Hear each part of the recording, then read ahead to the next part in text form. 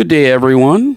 Scooter coming to you live from the Granville Guitars World Headquarters here in lovely St. Petersburg, Florida.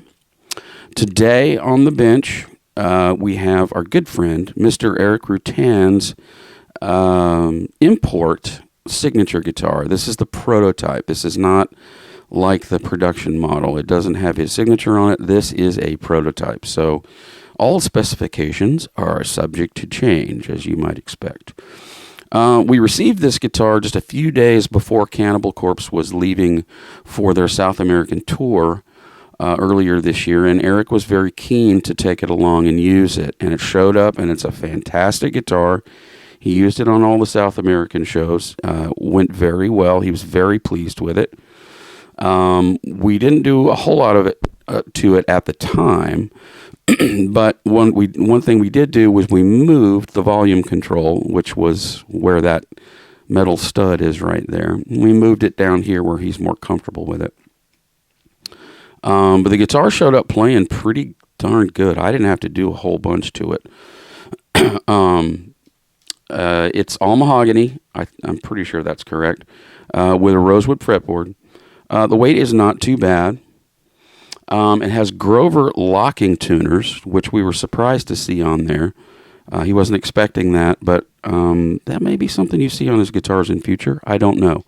Jury's still out for the locking tuners for Erik. He's not quite sold himself on those yet, but it's a possibility that we may see those on his guitars in future if he decides to go that route. So anyway, we got the guitar ready. It went on the South American tour. It performed fantastically, and he was real pleased with it. Worked out very well as a road guitar, and he's real happy with it. Now, if you look closely, you'll notice that he's added these huge glow-in-the-dark stickers on the edge to be able to see the dot markers better under stage lighting. The ones that are on there are quite small, and he was not, they weren't useful for him, so he did that himself. Today it's on the bench because we got a whole bunch of upgrade parts from our good friends over at FU Tone. We have the saddle lock screws, the big long ones there. Those are in titanium.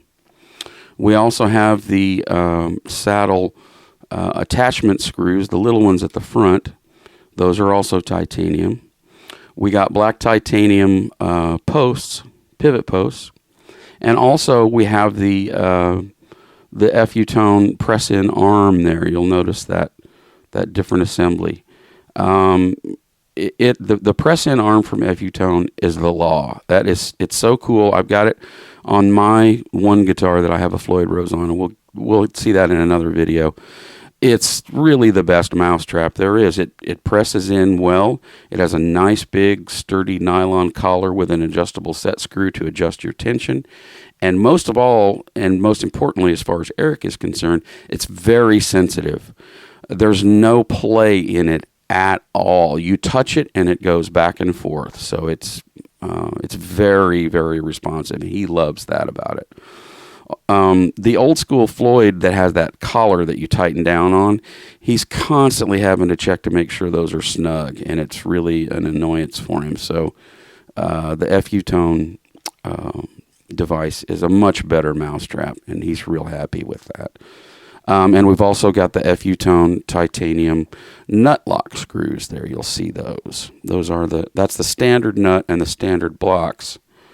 But those are the titanium nut locks. What else do you guys need to know or want to know? Everybody always asks about the strings, so I'm going to go ahead and tell you that. Erik uses D'Addario NYXLs. The set on this guitar is the 12 through 60 electric, and those gauges are 12, 16, 20 unwound, 34, 46, and 60. This particular guitar is tuned to and set up for their A-sharp standard tuning, which is A-sharp on the lowest string. Let's zoom in here so I can demonstrate this for you.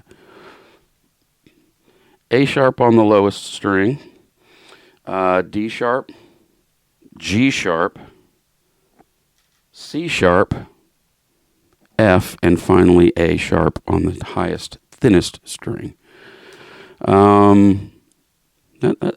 That's pretty much it. It's very similar to a lot of Erik's other guitars, so similar that he dove right into using it on tour and was very pleased with it. And it does have the advantage of being significantly less expensive than the U.S. version. Now, is the U.S. version worth the extra money? I think it is.